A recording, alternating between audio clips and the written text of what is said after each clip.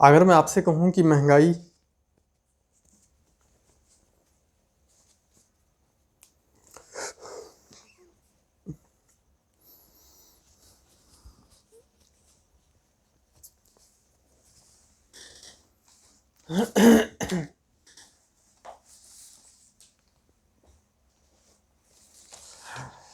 अगर मैं आपसे कहूँ कि आने वाले टाइम में महंगाई इतनी ज़्यादा बढ़ जाएगी,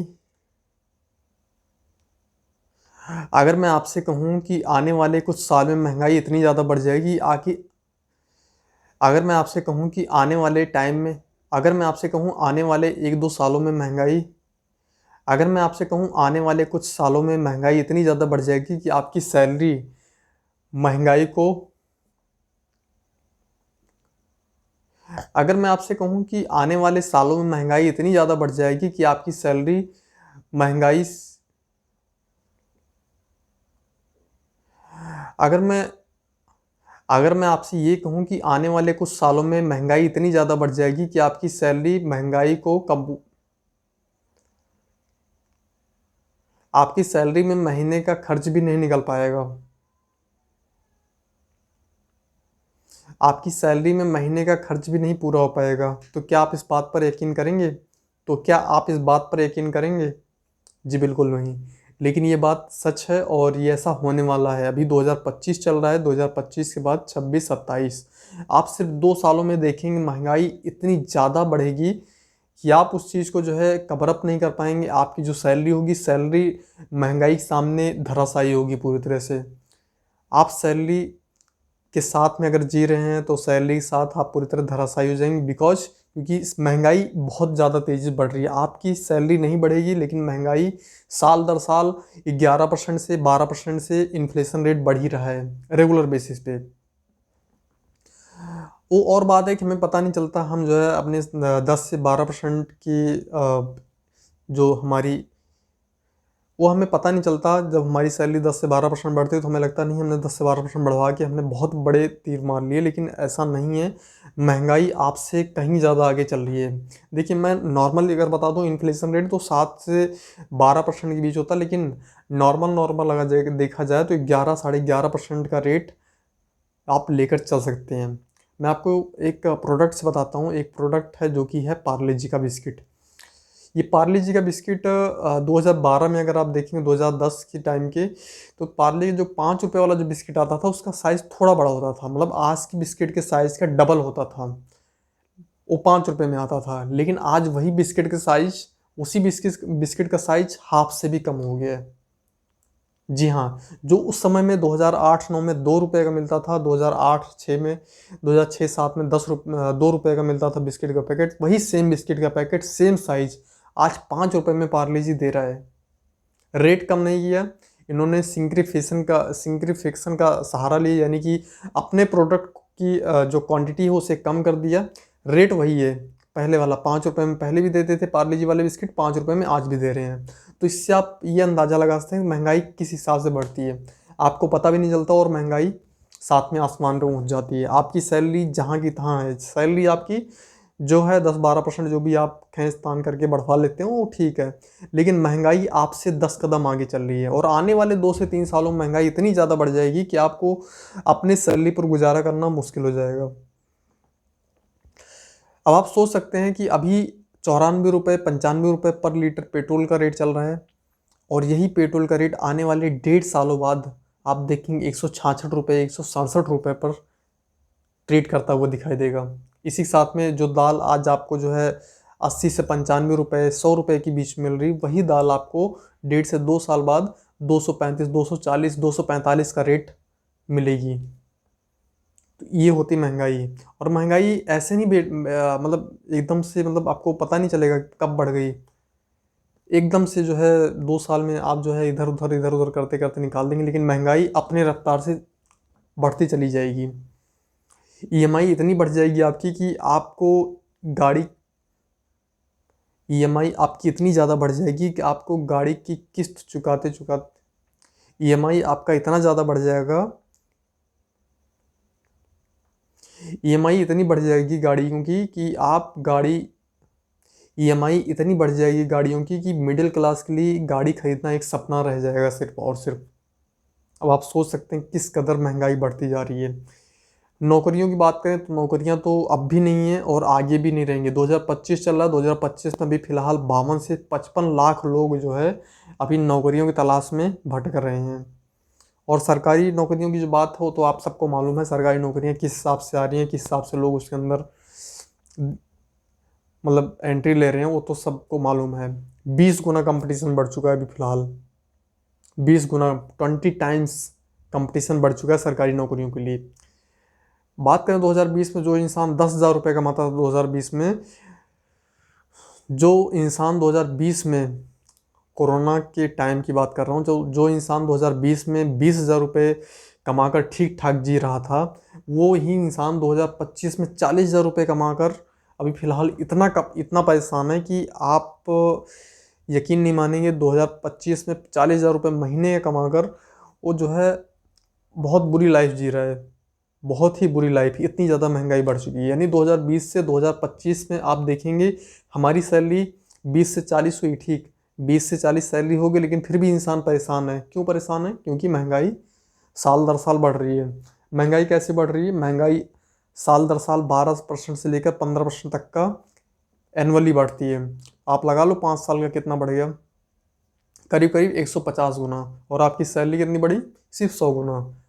यानी कि सॉरी, आपकी सैलरी कितनी बढ़ी? आपकी सैलरी बढ़ी है सिर्फ 100%। यानी आपकी सैलरी 2020 से 2025 तक दुगनी हुई है, लेकिन महंगाई हो गई 1.5 गुनी। यानी 150% महंगाई बढ़ गई और आपकी सैलरी सिर्फ 100% बढ़ी है। अब अगर यही हम सब देख कर चलें तो अगर आप आगे देखेंगे तो महंगाई का जो ग्राफ है वो लगातार बढ़ता जा रहा है। बात करें महंगाई की थोड़ा सा हिस्ट्री के बारे में, थोड़ा सा इतिहास के बारे में, तो 2020 से लेकर 2025 तक कितना बदला भारत, उसके बारे में थोड़ी सी एक नज़र डाल लेते हैं। 2020 से लेकर 2025 तक कितना बदलाव हुआ भारत के अंदर, इस पर भी एक नज़र डाल लेते हैं। 2020 में कोविड आया था। जैसे कि आप सभी को मालूम हो, 2020 में जब कोविड आया तो भारत समेत पूरी दुनिया लॉकडाउन की चपेट में फंस गई। लॉकडाउन के चलते जो है हमारे यहाँ फैक्ट्रियाँ बंद हो गई साहब। इसके बाद जो है प्रोडक्शन रुका, जिसकी वजह से जो है तमाम ये जो सप्लाई चेन है वो सारी ठप हो गई। इसके बाद जो है लाखों लोग यहाँ पर बेरोज़गार हो गए। तमाम लोग जो है जो नौकरी कर रहे थे वो सारे जो है बिखर गए इधर उधर। जो है सारा सिस्टम पूरा हिला पड़ा था। 2020 की अगर बात करें तो सरकार ने राहत पैकेज दिए, लेकिन इसका नतीजा बाद में क्या मिला कि इन्फ्लेशन रेट एकदम बूम कर गया 2022 तक में। आप देखेंगे 2020 से ठीक 2 साल बाद इन्फ्लेशन इतना ज़्यादा बूम कर गया कि मैं आपको वही बता रहा हूँ, 2022 में बहुत ज़्यादा महंगाई बढ़ गई इससे। इसके बाद पेट्रोल के जो रेट 80-82 रुपये चल रहे थे, वो रेट जो है अब सीधा 112, 110, 108 मेट्रो सिटीज़ में ये रेट चल रहे हैं पेट्रोल के। रसोई गैस जो कि एलपीजी होती है, जिसका रेट जो है उस समय करीब 450 से 500 रुपये के बीच था 2020 में, लेकिन उसी का रेट अब जो है उसके बाद लॉकडाउन के ठीक बाद जो है 2023-24 में बढ़कर सीधा 1100 से 1200 रुपये पर कनेक्शन मिल रहा है। मतलब 1200 रुपये रेट हो गया रसोई गैस का, एलपीजी का। इसी के साथ किराया जो होता है आपका रेंट, हाउस रेंट, वो करीब 30 से 35% तक का बढ़ चुका है। और आपकी सैलरी कितनी बढ़ी है? 2020 से 25 के बीच में आपकी जो सैलरी बढ़ी होगी वो करीब करीब जो है 12 से 15% बढ़ी होगी। या बहुत ज़्यादा अगर बढ़ गई होगी तो 20% आपने बढ़वा लिया होगा, 30% बढ़वा लिया होगा। लेकिन किराया हर साल जो है करीब करीब 15 से 20% बढ़ रहा है। तो आप लगा लो 5 सालों में किराए ने करीब करीब 100% अपना जो है कंप्लीट कर दिया। यानी किराया आपका हो चुका है डबल। तो किराया आपका डबल हो चुका है। इसके बाद 2022 और 23 आया तो इसमें रूस और यूक्रेन का युद्ध सामने आ गया, जिसमें जो है तेल के दाम आसमान छूने लगे। क्रूड ऑयल का रेट जो है आपका रेगुलर बेसिस पे इतना ज़्यादा हाइक कर गया था उस टाइम पे कि जो है जो नॉर्मल जो कच्चा तेल है, चाहे डीजल हो गया, पेट्रोल हो गया, इन सब के रेट बहुत ज़्यादा हाइक कर गए, जिससे ट्रांसपोर्ट महंगा हुआ। बाकी जो सर्विसेज हैं, चाहे इसेंशियल सर्विसेज की बात करें, चाहे जो है सब्जियों की बात करें, राशन की बात करें, वो सारी चीज़ें जो है महंगी होती चली है। उस समय से लेकर अब तक जो है हमारी स्थिति सामान्य है। यानी कि उस समय जो रेट बढ़े थे दाल के, चावल के, और जो सब्जियां हैं, जो एसेंशियल सर्विसेज के थ्रू जो भी प्रोडक्ट आते हैं, by transport, by couriers, by जो है बड़े बड़े जो ट्रांसपोर्ट्स होते हैं बाई ट्रेन, तो इन सब के दाम जो है किसके वजह से बढ़े, क्योंकि रूस यूक्रेन युद्ध हुआ 2022-23 में, इसकी वजह से जो है क्रूड ऑयल के रेट बढ़े। तो उसके बाद जो है जो कच्चे तेल हैं, इस कच्चे तेल का जब रेट बढ़ा तो उस हिसाब से जो है उसकी जो खपत है वो उस हिसाब से तेज़ थी, और इसी चलते जो है जो सारे प्रोडक्ट हैं जो ट्रांसपोर्ट के जरिए एक स्टेट से दूसरे स्टेट, एक जगह से दूसरी जगह, एक शहर से दूसरे शहर आते जाते थे, उनका रेट ऑब्वियसली बढ़ेगा ही बढ़ेगा। तो धीरे धीरे करके ऐसे ऐसे महंगाई बढ़ती चली गई, और जो खाद्य पदार्थ महंगे हुए इसमें जो है गेहूँ, चावल, सब्जियाँ और इन सभी चीज़ों की कीमत रेगुलर बेसिस पे बढ़े हैं। इसके साथ में जो आईटी सेक्टर में छटनी हुई, लोग बेरोजगार हुए। छटनी का एक और मैं आपको बताऊं, जो मेन मुद्दा था छटनी का, वो था एआई का आना। यानी कि एआई आर्टिफिशियल इंटेलिजेंस 2022-23 में आ चुका था, और इसका धीरे धीरे स्टेब्लिश हो ही रहा है। और भारत के अंदर मैं आपको बता दूं, मिडिल क्लास इन सब के बीच सबसे ज़्यादा परेशान है। इसके जो मेन फैक्टर हैं वो मिडिल क्लास है। मिडिल क्लास ही पहले 2009-10 में जो है एक रीढ़ की हड्डी हुआ करती थी भारत की, लेकिन अब फिलहाल वही मिडिल क्लास मतलब एक तरह से ख़त्म हो रहा है पूरी तरह से। जितनी कमाई है मिडिल क्लास की, उससे कहीं ज़्यादा उसके खर्चे हैं। खर्चे क्यों हैं? क्योंकि महंगाई ज़्यादा है। महंगाई ज़्यादा होने की वजह से जो है वो अपना एक तरह से आप ये समझ सकते हैं कि मतलब लाइफ पूरी तरह ठप हो रही है। अब बात करें 2024-25 में, 2024-25 की बात करें तो अब और क्या बुरा हो सकता है। 2024-25 की बात करें तो आईएमएफ और वर्ल्ड बैंक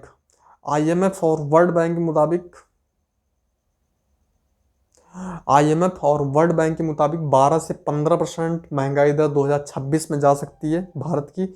इसके साथ में डॉलर मजबूत हो जाएगा और रुपया और गिरेगा। यानी अभी जो डॉलर और रुपये का जो गेम चल रहा है वो करीब 86 रुपये 87 रुपये पर डॉलर है। ये जो है 92 से 95 रुपये पर डॉलर पहुंच जाएगा 2026-27 तक। बेरोजगारी रेट 7% के पार है, सबको मालूम है 7 से 12% के आसपास चल रहा है। लेकिन इस पूरे देश में, इस पूरी कंट्री में करीब जो है 60 से 62 लाख लोग आज भी जो है बेरोजगार हैं, आज भी वो नौकरी ढूंढ रहे हैं। इसी साथ यानी नौकरी यानी कि कुछ लोगों की नौकरी गई, इसमें कुछ लोगों की सैलरी कटौती हुई, कुछ लोग जो है सैलरी घटी, ऊपर बाकी सारी चीज़ें मैंने आपको बता ही दिया है। देखिए इसमें कुछ लोगों की सैलरी गई, कुछ लोग, देखिए दोस्तों, इसी में कुछ लोगों की नौकरी गई, कुछ लोगों की सैलरी कम हो गई पहले से। जहाँ पहले ज़्यादा मतलब कमाई हुआ करती थी वो अब थोड़ा कम हो गई। ये मैं उनके लिए कह रहा हूँ जो लोग जो है कमीशन बेस से काम करते हैं, जो लोग जो है सेल्स का काम करते हैं, जो लोग सेल्स के एग्जीक्यूटिव हैं, उनके जो है टारगेट्स जिस हिसाब से जो है परचेजिंग पावर घटी है, उस हिसाब से उनके टारगेट्स भी नहीं अचीव हो पाए, इसके वजह से जो है उनकी सैलरी घटी है, कमीशन कम बनेगा।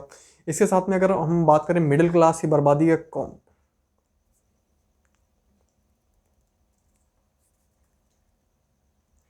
देखिए अब बात करें मिडिल क्लास की, तो मिडिल क्लास की बात करें तो सैलरी वाले, जी हाँ दोस्तों, सैलरी 5 से 10% बढ़ती है तो महंगाई जो है सीधा 20 से 30% बढ़ती है, जो कि मैंने आपको पहले ही बता दिया था। इसके साथ में सैलरी अगर आपकी 5 से 10% बढ़ती है तो देखिए मिडिल क्लास के लिए खास क्या है। मिडिल क्लास के लिए खास ये है कि मिडिल क्लास पहले भी जो है सैलरी पे गुजारा करता था और अब भी सैलरी पे गुजारा करता है, लेकिन जहाँ उसकी सैलरी 5 से 10% बढ़ती थी, वहीं पर जो महंगाई है वो करीब 20 से 22%, 20 से 25%, 30% तक का साल दर साल बढ़ जाती है महंगाई।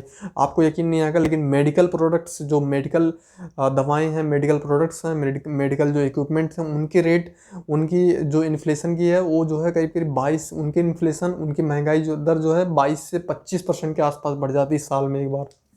जी हाँ, साल में जो है 20 से 22% तक का उसमें इन्फ्लेशन रेट आ जाता है। इसी के साथ ईएमआई का बोझ 2 से 3 गुना बढ़ चुका है। जी हाँ, ईएमआई जो है आपको यकीन नहीं आएगा, लेकिन ईएमआई का भी बोझ बहुत ज़्यादा बढ़ चुका है अब मिडिल क्लास पे। इसके साथ ही कार और घर खरीदना मिडिल क्लास के लिए अब सिर्फ और सिर्फ एक सपना रह जाएगा। और जो छोटे बिजनेसेस हैं, जो अभी ज़्यादा बड़े लेवल पे स्केल नहीं हुए हैं, उनके जो कच्चे माल हैं, उनकी जो छोटे बिजनेस जो महंगे कच्चे माल हैं, जो महंगे कच्चे माल हैं, जो जो छोटे बिजनेसेस हैं उनके लिए सबसे बड़ी प्रॉब्लम ये है कि जो महंगे कच्चे माल हैं उनकी लागत जो है बढ़ गई है, जिसकी वजह से उनको अपने प्रोडक्ट की जो रेट हैं, जो प्राइजेस हैं, उसको इंक्रीज़ करना पड़ा मजबूरन।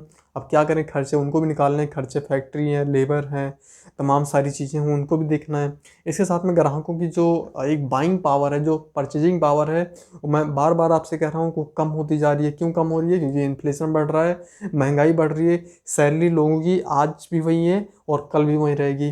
पहले भी जो सैलरी मिलती थी वही सैलरी आज भी है, तो परचेजिंग पावर ऑलमोस्ट घटेगी घटेगी। इसके साथ में 2025 तक 20% छोटे बिजनेसेस, 20 से 30% छोटे बिजनेसेस एकदम साफ हो जाएंगे, यानी ख़त्म हो जाएंगे। तो इसमें कोई बड़ी बात नहीं है, सारी चीज़ें छोटी हैं, सरकारें देख रही हैं, सरकारों को मालूम है क्या चल रहा है क्या नहीं चल रहा है, लेकिन सरकारें भी टैक्स पे टैक्स ले जा रही हैं।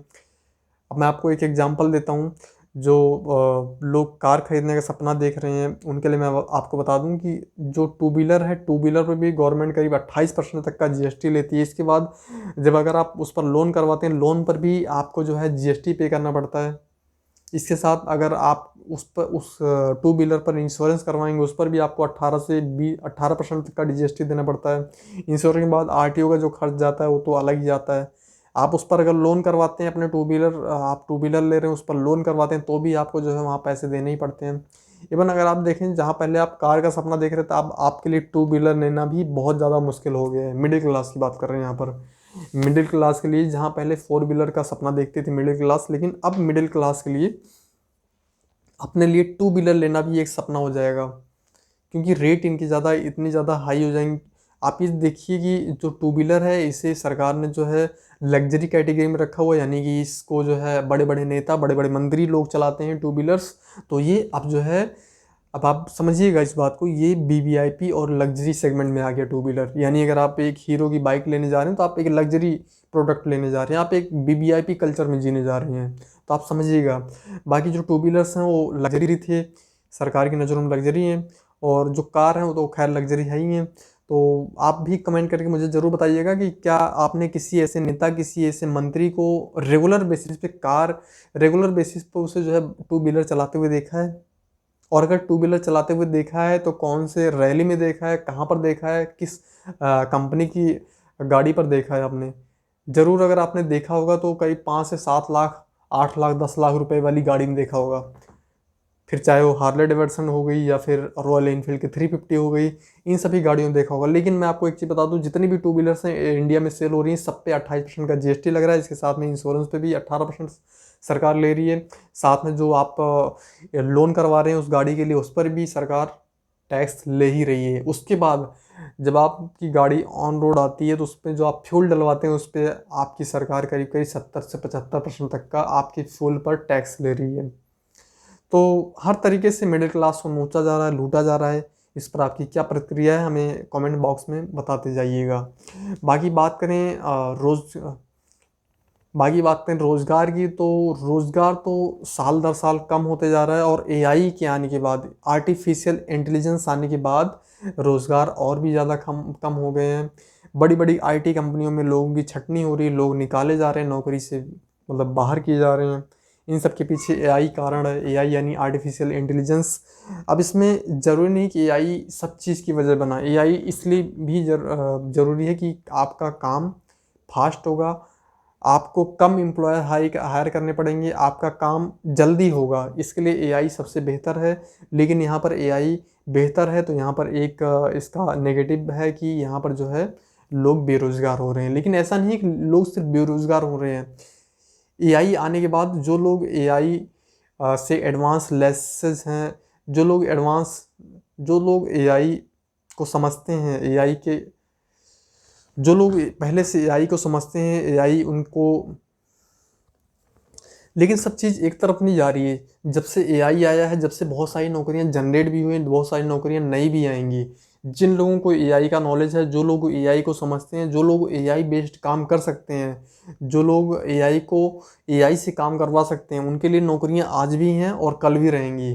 तो एआई ऐसा नहीं कि एआई एक पहला बदलाव है। 2008 के बाद आप देख सकते हैं कितनी बार बदलाव हुआ है। तो लोग आते हैं, लोग जाते हैं, लेकिन पता है क्या है, अब एआई का दौर है, तो एआई के दौर में आपको थोड़ा सा मॉडिफिकेशन करना पड़ेगा, आपको जो है थोड़ा सा एक लेवल आगे बढ़ना पड़ेगा, आपको एआई सीखना पड़ेगा, एआई से कैसे काम लेना है वो सारी चीज़ें आपको देखनी पड़ेगी। आपको एआई कोर्सेज़ को जो है बाई करना पड़ेगा। एआई कोर्सेज़ को अगर आप सीख लेते हैं, आपके पास एआई की डिग्री होगी, तो आपको कहीं ना कहीं काम मिलेगा। तो ऐसा नहीं है सब तरफ से जो है सिर्फ एआई ही एक मेन फैक्टर है। एआई से रोज़गार बढ़े भी हैं, हालांकि कम ज़्यादा हुए हैं रोज़गार, लेकिन एआई से बढ़े भी हैं रोज़गार। लेकिन अब क्या कर सकते हैं, एआई एक फैक्टर है जिसकी वजह से भारत में बेरोज़गार बहुत लोग घूम रहे हैं। भारत में बहुत ज़्यादा लोग भारत में नौकरियां बहुत कम बची हैं एआई की वजह से। और अगर आप एआई को एडॉप्ट करते हैं तो आपके लिए नौकरियां आज भी हैं और कल भी रहेंगी। एआई ऑटोमेशन की वजह से बहुत सारी कंपनियां, चाहे फिर आईटी सेक्टर की होगी, चाहे किसी और सेक्टर की है, प्रोडक्शन सेक्टर की है, तमाम जो सेक्टर्स हैं उनकी बात कर रहे हैं, तो वहाँ पर भी जो है लोग जो कंपनियां हैं वो कंपनियां जो है धीरे धीरे करके अपने एम्प्लॉयज़ खाली कर रही हैं, अपने एम्प्लॉयज़ को फ्री कर रही हैं। क्यों? क्योंकि उनका जो एक सिस्टम है उस सिस्टम को एआई को सौंपा जा रहा है। एआई जहाँ 10 लोगों की फील्ड, जहाँ 10 लोगों का, जहाँ किसी काम को ले जहाँ किसी कंपनी में किसी काम को लेकर 12-15 लोग काम करते, तो वहीं पर एआई अकेला उस चीज़ को कर सकता है। तो क्या कंपनियों के लिए बेनिफिट, क्या कंपनियों के लिए घाटे का सौदा है? उनके लिए बिल्कुल। जहाँ पहले किसी एक काम को कंपनियों में जहाँ पहले कंपनियों में किसी एक काम को 10 लोग 12 लोग मिलकर करते थे, वहीं पर अब एक एआई अकेला, वो एक मशीन जो है काम कर देता सारा। तो कंपनियों के लिए तो फ़ायदा है, लेकिन जो लोग बेरोज़गार हो रहे हैं उनके लिए अब तो मुसीबत वाला टाइम आने वाला है। बाकी सरकारी नौकरियों में वैकेंसी कम ही हो रही है, मालूम ही है, कंपटीशन 20 से 30% बढ़ चुका है। 2025 में सबसे ज़्यादा जो चीज़ें महंगी होंगी वो पेट्रोल डीजल। 2025 के बाद पेट्रोल डीजल के रेट 160, 170, 165 का रेट चल रहे होंगे। दूध का रेट 110, 120 बहुत हाइक करेगा। अभी जो सब्जियों के रेट चल रहे हैं, जैसे कि आप जाते हैं 500 रुपये 700 रुपये में सब्जियां भर भर के लेके आते हैं, आने वाले 1 से 2 सालों में आप देखेंगे कि 1200 से 1500 रुपये आप अपने जेब में रख कर लेकर जाएंगे, तो भी आपकी सब्जियां आधी अधूरी ही आएंगी घर तक। इसके साथ मकान का किराया करीब करीब 3 से 4 गुना महंगा हो जाएगा। आपको यकीन नहीं आएगा, लेकिन मैं रियल बता रहा हूँ, 2025 के बाद आपका जो मकान का किराया है और रेगुलर बेसिस 2 से 3 गुना और ज़्यादा महंगा हो जाएगा। तो ये सारी चीज़ें हैं, नौकरियों का संकट पहले ही बना हुआ है। और आम आदमी के लिए सबसे बड़ी चुनौती ये है कि घर खरीदना, कार खरीदना, अब तो इवन टू व्हीलर खरीदना भी उसके लिए एक सपना हो जाएगा। तो घर, टू व्हीलर और कार खरीदना तो भूल ही जाए आम आदमी, क्योंकि ये सारी लग्जरी चीज़ें हैं। लग्जरी चीज़ें बड़े लोगों को शोभा देती हैं हमारी सरकार के अकॉर्डिंग। तो हमारी सरकार ये चाहती है कि सारी चीज़ें लग्जरी हैं। अब बात करते हैं हेल्थ केयर। तो हेल्थ केयर यानी मेडिसन वगैरह सारी चीज़ें साल दर साल 14-15% के हिसाब से इनके इन्फ्लेशन रेट बढ़ ही रहे हैं। मेडिसन का भी इन्फ्लेशन रेट करीब 14 से 15% साल दर साल है। तो इसके रेट तो अप्रॉक्सीमेटली बढ़ेंगे और हर साल जो है 15 से 20% इस पर भी महंगाई बढ़ रही है। सरकार से मिलने वाली जो सुविधाएं वो ऑलरेडी महंगी हैं, उस पर आप कुछ कह नहीं सकते। अब इसमें देखा जाए तो मोटा मोटी अगर देखा जाए तो सब तरह से एक मिडिल क्लास आदमी ही पिस रहा है। घर की ईएमआई हुई, बाइक की ईएमआई हुई, या फिर कार की ईएमआई हुई, या फिर सैलरी की बात करें, सैलरी आते ही समाप्त हो जाएगी ईएमआई के चलते। आप घर नहीं खरीद सकते, आप कार नहीं खरीद सकते। अब तो आप टू व्हीलर भी नहीं खरीद पाएंगे, बिकॉज ये सारी चीज़ें लग्जरी हैं और लग्जरी चीज़ें सिर्फ और सिर्फ बड़े लोगों के काम आती है, हमारी सरकार ऐसा कहती है। और ये मिडिल क्लास लोग अब तो जो है अब लोअर मिडिल क्लास में जाने वाले हैं। तो ये सारी चीज़ जो है अब इसमें हम और आप क्या कर सकते हैं, इसके बारे में आप हमें कमेंट्स में ज़रूर बताएं, ताकि और लोगों को पता चले। और इसमें सॉल्यूशन क्या है? सॉल्यूशन दोस्तों यही है कि अगर आप जॉब कर रहे हैं तो जॉब करते जाइए, साइड बिजनेस स्टार्ट कीजिए, कुछ ना कुछ करिए, चाहे ऑनलाइन कीजिए, ऑफलाइन कीजिए, ऑफलाइन प्रोडक्ट बेचिए या फिर ऑनलाइन प्रोडक्ट बेचिए। कुछ ना कुछ आप अगर करेंगे तो आपके लिए आगे एक एक्स्ट्रा इनकम सोर्स बन जाएगा। अगर आप ये सोच रहे हैं मैं जॉब से ही सब कुछ कर लूँगा या जॉब से ही मेरा सब कुछ हो जाएगा, तो आप गलत हैं। आपको आगे थोड़ा सा अपने आप को जो है अपग्रेड करना पड़ेगा, तभी आप जो है टिक पाएंगे। क्योंकि महंगाई साल दर साल बढ़ती जाएगी। आपकी सैलरी बढ़े ना बढ़े, लेकिन महंगाई अपने रफ्तार से 15-20% के हिसाब से बढ़ती जाएगी।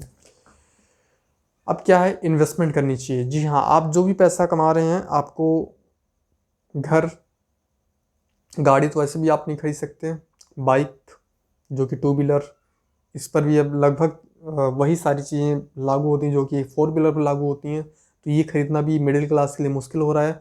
तो जो भी पैसा यहाँ से बचे आपका, वो आप म्यूचुअल फंड्स में या फिर शेयर मार्केट में, या फिर आप किसी, देखिए जो भी पैसा आपका बचे आप अपनी सूझबूझ से म्यूचुअल फंड्स में, गोल्ड में या किसी स्टॉक्स में आप जो है उसे इन्वेस्ट करते चलें। इससे होगा क्या कि आप इन्फ्लेशन की मार से बच जाएंगे। लेकिन आप यही पैसा अगर अपने बैंक अकाउंट में रखते हैं तो आप इन्फ्लेशन के मार से नहीं बच पाएंगे।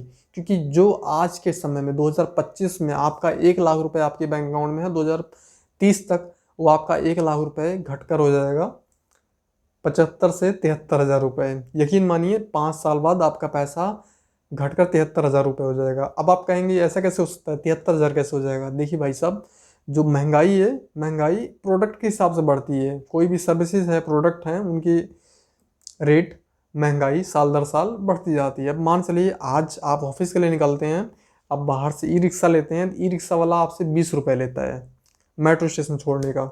लेकिन यही 2030 में जब आप घर से बाहर निकलेंगे ऑफिस के लिए, ई रिक्शा लेने जाएंगे, तो वहाँ आपसे वो 50 रुपये चार्ज करेगा। इसे बोलते हैं सर्विसेज और महंगाई। यानी आप सर्विसेज ले रहे हैं तो आप उस पर जो है 20 रुपये की जगह 5 साल बाद 50 रुपये पे करेंगे। इसी हिसाब से प्रोडक्ट का भी कुछ हिसाब किताब है। जो प्रोडक्ट आप आज 100 रुपये का खरीद लेते हैं, वही प्रोडक्ट 2030 में आपको जो है 150 रुपये का मिलेगा। तो जो पैसा आपने आज अपने बैंक अकाउंट में रखा है 1 लाख रुपए, उस 1 लाख रुपए को जब आप 2030 में निकालेंगे तो सिर्फ आप उससे 72 से 73 हज़ार रुपये का ही सामान खरीद पाएंगे। ये होता है इन्फ्लेशन, ये होती है महंगाई, जिससे कि आपके पैसे को भी कम कर देती है। बैंक अकाउंट में पड़ा रहेगा लेकिन वो कम होता चला जाएगा, क्योंकि बैंक आपको नॉर्मली 3 से 4% तक का ही इंटरेस्ट देता है। अब बात करते हैं कि ज़रूरी क्या है। देखो, ज़रूरी ये है कि आप जो पैसा अपने बैंक अकाउंट में रख रहे हैं उसे आप अपने सूझबूझ के अनुसार, अपने तार्किक क्षमता के अनुसार आप जो है उसे म्यूचुअल फंड में लगा सकते हैं, आप उससे स्टॉक्स खरीद सकते हैं, जो भी आपको बेस्ट लगे। आप गोल्ड में इन्वेस्ट कर सकते हैं, इसके साथ में उसे जो है कहीं काम पे लगा सकते हैं, उससे आप कोई छोटा मोटा कारोबार शुरू कर सकते हैं जिससे कि आपकी ग्रोथ हो सके। ये तो रही पते की बात। अब क्या नहीं करना है आपको? करना आपको ये नहीं है कि आपको ईएमआई वाले प्रोडक्ट्स को बाय बाय बोलना है हमेशा। जी हाँ, ईएमआई वाले जितने प्रोडक्ट्स हैं, चाहे कि आईफोन हो गया, टू व्हीलर हो गया, कार हो गई, बड़े घर के सपने देख रहे हैं, पार्टीज के सपने देख रहे हैं, बड़ी चीज़ें कर रहे हैं, चिल कर रहे हैं, महंगे शूज, महंगे ये, महंगे वो, ये शौक की लाइफ से बाहर निकलना होगा, तभी आप जो है ईएमआई वाले जंजाल से बच पाएंगे। और क्या करना है? और करना है अपने आप को अपग्रेड, अपने आप को अपग्रेड करना है, अपने खर्चे को कम करना है, तभी आप जो है इस महंगाई की मार से बच पाएंगे। अदरवाइज जैसे लोगों की ज़िंदगी चल रही है वैसे आपकी भी चलेगी। तमाम लोग इसी चक्कर में पड़े रहते हैं कि क्या करना है क्या नहीं करना, महंगाई तो बढ़ेगी, अब सैलरी पर काम कर रहे हैं, हमें तो टाइम नहीं मिलता। टाइम सबको मिलता है, टाइम निकालना पड़ता है। आप ऑनलाइन कीजिए, ऑफलाइन कीजिए, सब तरीके से अगर आप प्रयास करेंगे तो आप ज़रूर एक दिन जो है अपनी सैलरी को, अपनी नौकरी को गुड बाय बोलकर आप खुद का अपना कुछ ब्रांड बना लेंगे। आई होप दोस्तों ये वीडियो पसंद आई होगी। इसी तरह की वीडियो देखने के लिए आई होप दोस्तों ये वीडियो आपको बहुत पसंद आई होगी। मिडिल क्लास के ऊपर ये वीडियो थी। मिडिल क्लास आप भी हैं, हम भी हैं, हम भी कोई अपर मिडिल क्लास से नहीं आते हैं, हम भी मिडिल क्लास में ही हैं। देखिए, समझाने का एक जो हमारा मोटिव है वो ये है कि आप अगर अभी से सुधर जाएंगे, आप अगर अभी से इन सब चीज़ों से दूर रहेंगे तो आपके लिए ज़्यादा बेहतर होगा। आने वाले जो समय है, आने वाला जो समय है 2 से 3 साल का, वो बहुत ही ज़्यादा मतलब आप ये कह सकते हैं संकटमय समय है, बहुत ही ज़्यादा खतरनाक टाइम है, जिसमें महंगाई अपने पीक पर है। और महंगाई पीक पर अगले 20 से 25-30 सालों तक रहेगी। इसके बारे में आपको लग रहा होगा कि बस 1-2 साल की महंगाई, 1-2 साल की महंगाई नहीं है, महंगाई 20 से 22 सालों तक रहेगी। और ये महंगाई का पीक है। इसके बाद जो है फिर एक ऐसा टाइम आता है जिसमें जो है महंगाई धीरे धीरे जो है कम होती चली जाती है। यानी महंगाई धीरे धीरे कम होती जाएगी। हम इतना प्रोडक्शन कर लेंगे, इतना हमारे पास प्रोडक्ट्स होगा, इतने प्रोडक्शन कर चुके होंगे कि तब तक हमारी महंगाई लगभग जो है फिर अपने अंत पे होगी। तो ऐसा नहीं है कि एकदम से अंत हो जाएगी 20-22 साल बाद, फिर भी रहेगी महंगाई, लेकिन उस समय इतना आपको और हमें लगेगा नहीं महंगाई है अभी जितना लग रहा है, क्योंकि अभी पीक पे चल रहा है। देखिए जब गाड़ी चढ़ती है तब इस टाइप से चढ़ती है, तो ऐसे लगता है खड़ी है गाड़ी, लेकिन जब पुल पे पहुंचती है तो ऐसा लगता नहीं यार एकदम अपन सही जगह पे सेफ आ गए हैं। अब जब बाइक से हम चलते हैं तो हमें लगता है पीछे कहीं गिर तो नहीं जाएंगे, ऊपर चढ़ रहे हैं, चढ़ान पे चढ़ रहे हैं, पुल पे चढ़ रहे हैं, कहीं पीछे तो नहीं लुढ़क जाएंगे, तो ऐसा लगता है। और यही समय है महंगाई का, जिसकी वजह से हमें ऐसा लग रहा है कि अभी पीक पे एकदम। और ये बात सच है, अभी पीक पे चल रही है, 20-22 साल ऐसा ही चलने वाला है, ये भी समय निकल जाएगा हंसते गाते। बाकी इस टॉपिक पर आपकी क्या राय है हमें कमेंट सेक्शन में ज़रूर बताइएगा। ये वीडियो कैसी लगी हमें, ये वीडियो कैसी लगी, अगर ये वीडियो कैसी लगी हमें कमेंट सेक्शन में ज़रूर बताइएगा दोस्तों। ये वीडियो देखने के लिए आपका बहुत बहुत धन्यवाद। नमस्कार दोस्तों।